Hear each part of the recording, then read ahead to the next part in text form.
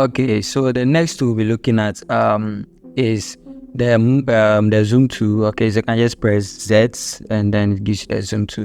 So the zoom tool helps you to actually zoom within a particular area of your work, so you can actually see it well.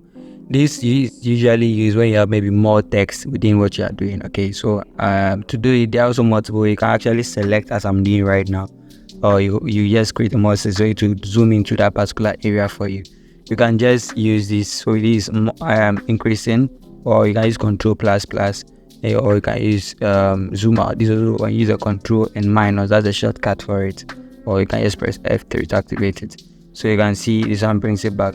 You can use this one to zoom to page, which means no matter where it is, to zoom to enable you see the full page, and then you have zoom to page width and so on and so forth. And you can zoom to page heights and in that order. So that's what the zoom tool is used for. Basically, yes.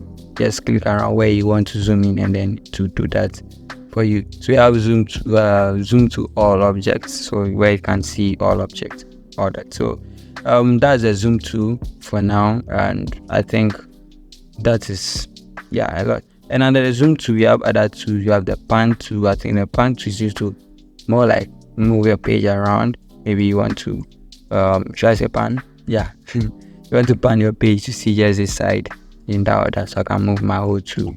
And that is for the pan. So just the letter H, and then to give you more like how do I say, to drag the hidden areas that you are not seeing out, bring them for you to see them. Okay, so roughly that's it for the pan tool and then the zoom tool. I use them usually, but I prefer using the shortcuts by pressing Control plus Control and then plus, okay, or Control plus minus to zoom out in that. So usually I click the area, and before I do that, and then so for instance, if I want to do it, I just use a zoom. So just a normal picture, I click on this and then Control plus zoom, and it gives that big zoom. Or I can use my scroll wheel. Okay, I mean the one on your mouse. You scroll to where you want to zoom into. So you click here, I highlight it, I scroll to that place, and it zooms in the order. Okay, so that is with that. But the other one is also when you're using a picture to do the normal zooming. So yeah. Thank you for staying to the end of this particular tutorial. This tutorial is part of my playlist on the tools in CorelDraw application. If you have any questions or suggestions for me, I'll be glad if you can drop them in the comment section so that I'll address them for you.